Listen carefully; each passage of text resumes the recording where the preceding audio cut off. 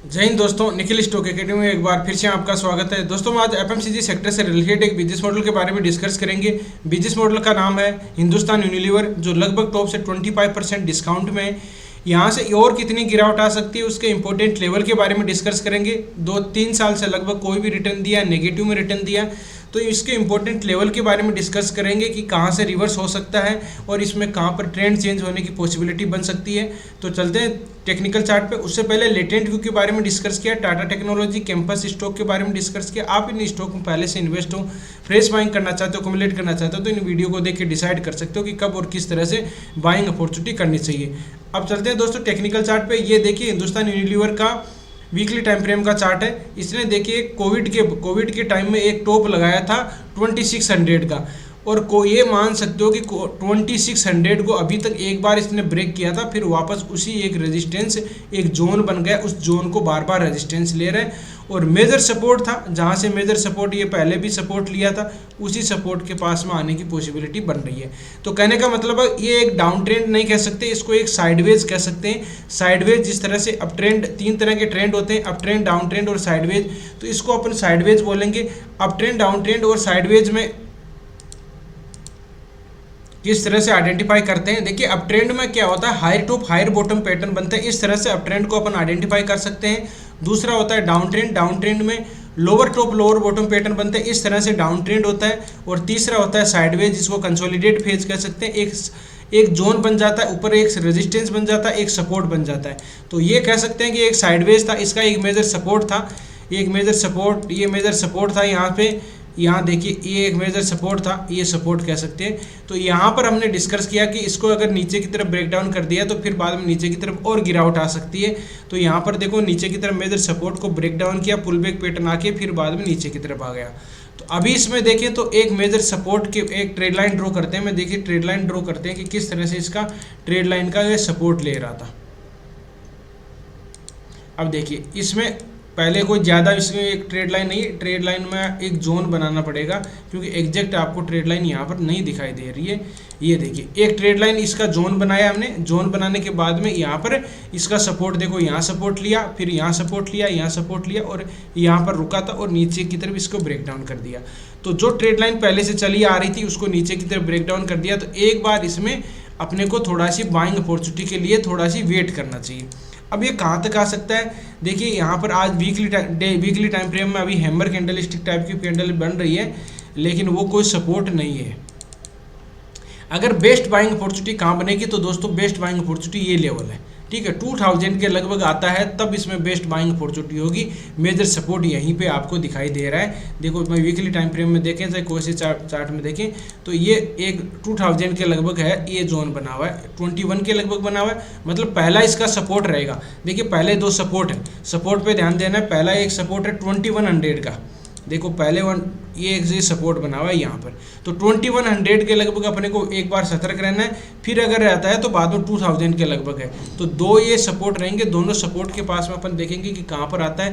पहला सपोर्ट रहेगा 2100 के लगभग, और फिर बाद में 2000 के लगभग। इन सपोर्ट पे आके कोई बाइंग टीआरसीपी दे, तब इसमें बाइंग अपॉर्चुनिटी बन सकती है। प्रेजेंट टाइम में कोई भी बाइंग अपॉर्चुनिटी नहीं बनेगी। इसमें नीचे की तरफ एक मेजर सपोर्ट था, जो अपन ये पहले देख सकते हो, ये मेजर सपोर्ट था, इसको नीचे की तरफ ब्रेक डाउन कर दिया है। अब इसका थोड़ा सी बिजनेस मॉडल फंडामेंटल देख लेते हैं। वापस टेक्निकल चार्ट पे आते हैं कि किस तरह से ऊपर की ट्रेड लाइन ड्रॉ करते हैं, फिबोनाची रिट्रेसमेंट में कहाँ सपोर्ट ले सकता है, और बाद में 200 मूविंग एवरेज में कहाँ पर सपोर्ट ले सकता है। ये देखिए हिंदुस्तान यूनिलीवर, ये बाहर की कंपनी है, तो ये इसमें जहाँ पर जिस कंट्री में जाती है उसमें उसके पहले इसके हिंदुस्तान, जैसे पाकिस्तान, दूसरा बांग्लादेश, इस तरह के ये नाम लगा देती है, और यूनिलीवर इसका नाम पुराना नाम है, मतलब ब्रांड नेम है। ये देखिए कौन किस तरह के प्रोडक्ट का मैन्युफैक्चरिंग करते हैं। हॉर्लिक्स है, सर्पल एक्सल है, डव है, शैम्पू, सारे साबुन आप इसमें देख सकते हो। व्हील है, एक्सी, जो बूस्ट है, रेड के लेबल है, ये इसके ब्रांड ताजमहल है, क्लिनिक प्लस है, क्लोजअप है, कंपोर्ट है। ये इस तरह के प्रोडक्ट आते हैं, इससे आपने घर में बेसिक यूज़ में करते हैं। इसका देखिए मार्केट कैप की बात की जाए तो मार्केट कैप है 5,20,399 है। करंट प्राइस की बात करें तो 2215 है। हाई गैस का 2770, लो गया 2179 है। स्टॉक भी है 50 है। ROC इसका 26% है। ROE इसका 20% है। फेस वैल्यू इसकी 1 है। ठीक है, ये इस तरह का इसके मतलब ये डिटेल है। बाद में अपन क्वार्टरली रिजल्ट देखते हैं, गिरावट आ रही है तो क्या रीज़न है, इसके क्वार्टरली रिजल्ट देखते हैं। क्वार्टरली रिजल्ट की बात की जाए तो इसमें देखिए जून सेल, एक्सपेंडिचर और नेट प्रॉफिट में जून, सितंबर, दिसंबर का देखेंगे तो जून का कितना था 15,496 था, बाद में 15,626 है, बाद में 15,567 है। तो इसका ये मतलब डिक्लाइन हुआ है। एक्सपेंडिचर की बात करें तो 11,832 है, बाद में 11,828 है, बाद में 11,902 है। ये इसका एक्सपेंडिचर है। तो नेट प्रॉफिट में आपको डिक्लाइन दिखाई देगा। अदर इनकम का सोर्स है, अदर इनकम का सोर्स में थोड़ा सी बढ़ गया है, तो भी इसमें देखते हैं किस तरह से है। नेट प्रॉफिट देखते हैं तो नेट प्रॉफिट में ये देखिए नेट प्रॉफिट है, तो नेट प्रॉफिट में ये देखो 2256 है, बाद में 2657 है, बाद में 2508 है। तो पहले वाले से डिक्लाइन होके आया क्वार्टरली रिजल्ट। इस अब ये जो जनवरी का, इसका मार्च का आएगा वो बाद में पता चलेगा, लेकिन दिसंबर के क्वार्टरली रिजल्ट थे वो डाउन थे। ये इक्विटी कैपिटल है, बैलेंस शीट में इक्विटी कैपिटल 235 है। बाद में रिजर्व की बात करें तो 5129 है। फिर बाद में अगर बात करें अपन इसका देख लेते हैं शेयर होल्डिंग पैटर्न। प्रमोटर के पास में 60% है, एफआईज की होल्डिंग है 13% है, डीआईज की 12% है और पब्लिक की होल्डिंग 12% है। तो इसकी होल्डिंग तो एक पोर्टफोलियो वाला स्टॉक है, लेकिन दोस्तों इसमें रीज़न क्या हो रहा है कि पोर्टफोलियो का स्टॉक होने के बावजूद ही इसमें 3 साल से कोई भी रिटर्न नहीं दिया। और अगर देखें तो कोई भी सपोर्ट पर बाइंग अपॉर्चुनिटी एक बार यहाँ बनी थी, अपनी ट्रेड लाइन जो ड्रॉ किया वो यहाँ पर बाइंग बनी थी, बाद में कोई बाइंग नहीं बनी।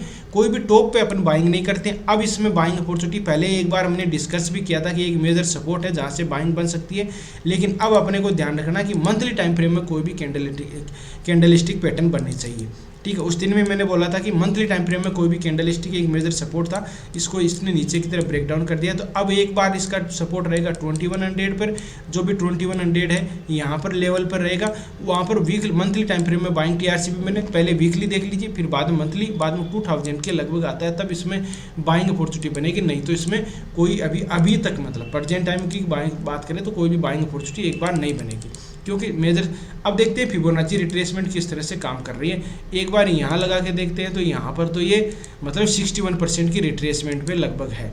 तो ये तो एक बार इसको थोड़ा सी नीचे करते हैं, क्योंकि यहाँ से अभी ये 38% की रिट्रेसमेंट के लगभग है।